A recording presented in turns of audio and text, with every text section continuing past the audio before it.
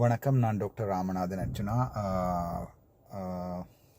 இன்று 2020 7ஆம் மாதம் 20ஆம் தேதி முக்கியமான ஒரு விடயம். நேற்று சுகாதார அமைப்பில் நடந்த விடயம் ஒன்றினை நான் உங்களுக்கு தெரிவிக்க விரும்புகின்றேன்.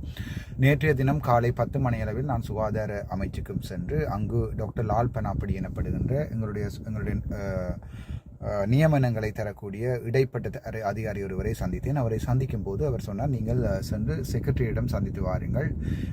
ஏனெனில் நான் கேட்ட விடயம் யாழ்ப்பாணத்தில் உள்ள தமிழ் வைத்தியசாலை ஒன்றிலே தான் எனக்கு தமிழ் பிரதேசங்களிலோ அல்லது கிழக்கில் உள்ள முஸ்லீம் அதாவது தமிழை பேசுகின்ற இடங்களிலோ எனக்கு மாற்றத்தை செய்வதாக இருந்தால் செய்து தரும்படியும் பேராதனை வைத்தியசாலைக்கு என்னால் போக முடியாது என்று நான் தெரிவித்திருந்தேன். முதலில் கூட நான் பேராதனை வைத்தியசாலையை கேட்டுகின்ற போது இவர்கள் தர மறுத்தார்கள். அதற்குரிய பின்புலத்தை நான் ஆறுதலாக பொதுமக்களிடம் விளங்கப்படுத்துகிறேன். அதன் பின்பு நான் சுகாதார செயலாளரிடம் கதைத்த போது சுகாதார செயலாளர் அவர்கள் அதனை என்னிடம் கேட்டார்கள், உங்களுக்கு எங்கே போவதற்கு விருப்பம் என்ன மாதிரி என்று. அப்போது நான் சொன்னேன், இல்லை, என்னை மறுபடியும் யாழ்ப்பாணத்தில் விடுங்கள். இப்போது நடக்கின்ற அரசியல் மாற்றங்கள் காரணமும் தாங்கள் இவ்வாறு அரசியல் செயற்பாடுகளில் ஈடுபடுவது தற்போதைய ஜனாதிபதியாக இருக்கும் his excellency president Ranil Wickremesinghe அவர்களை பாதிப்பினை ஏற்படுத்தும் வகையில் தான் தாங்கள் என்னை பேரதனைக்கு மாற்ற முயல்கிறீர்கள். இதன் மூலம் மக்களுடைய எதிர்ப்பு ரணில் விக்ரமசிங்க அவர்களுக்கு போகும் என்பதையும் நான் தெளிவாக சுட்டி காட்டினேன். அதன் போது அவர்கள் சொன்னார்கள்,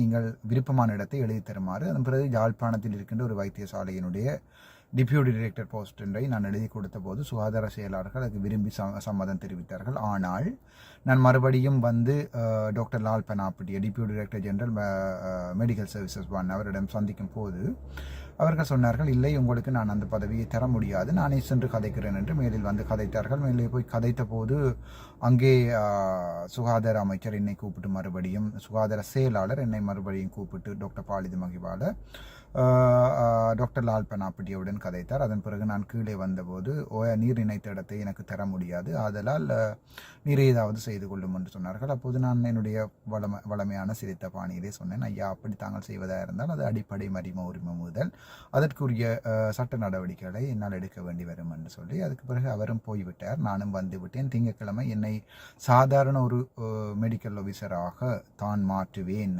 பேரதனை வைத்தியசாலைக்கு. தன்னிடம் அதற்கு இருக்கிறது, நீர் சட்டம் முடிந்தால் என்னாவது செய்து பாரும், முடிந்தால் என்னாவது செய்து பாரும் என்ற தோணியிலே வைத்தியர் லால் பனாப்பட்டி அவர்கள் கதைத்திருந்தார்கள். முக்கியமாக வைத்தியர் லால் பனாப்பட்டி எனது தந்தை போன்றவர். அவரை நான் அவ்வளவு மரியாதையாக வைத்திருந்தேன். ஆனால் இந்த GMOA எனப்படுகின்ற கவர்மெண்ட் மெடிக்கல் ஆஃபீஸர்ஸ் அசோசியேஷனால் பேக் பண்ணப்படுகின்ற ஒரு உத்தியோகத்தர் தான் டாக்டர் லால் பனாப்பட்டி. அதுக்குரிய முக்கியமான இந்த காரணங்கள் 2023ஆம் ஆண்டு நடந்த ஸ்ரீலங்கா மெடிக்கல் கவுன்சில் எலெக்ஷனிலே வைத்தியர் லால் பனாப்பட்டி அவர்கள் கவர்மெண்ட் மெடிக்கல் ஆஃபீஸர்ஸ் அவர்களால் பிரதிபலிக்கப்பட்டு அவர்கள் சார்பாக தோற்றி அந்த ஸ்ரீலங்கா மெடிக்கல் கவுன்சிலே அவருடைய இதை எடுத்துக்கொண்டிருந்தார்கள்.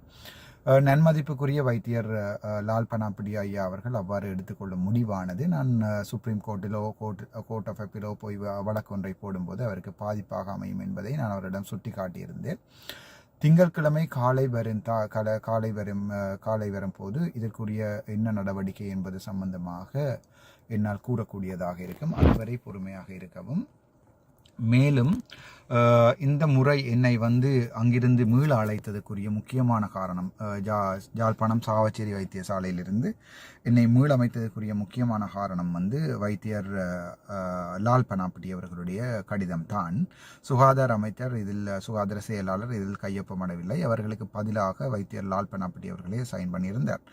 அது சம்பந்தமான சட்டம் சம்பந்தமான கேள்விகள் கூட என்னிடம் இருக்கின்றன. அவர் எவ்வாறு சைன் பண்ணலாம் என்றால் எங்களுடைய மெடிக்கல் சர்வீஸ் மெட்ஸில் தெளிவாக கூறப்பட்டிருக்கிறது, சுகாதார செயலாளர் அல்லது பொது சேவைகள் ஆணைக்குழு மாத்திரம்தான் அவற்றில் சைன் பண்ணலாம் என்று.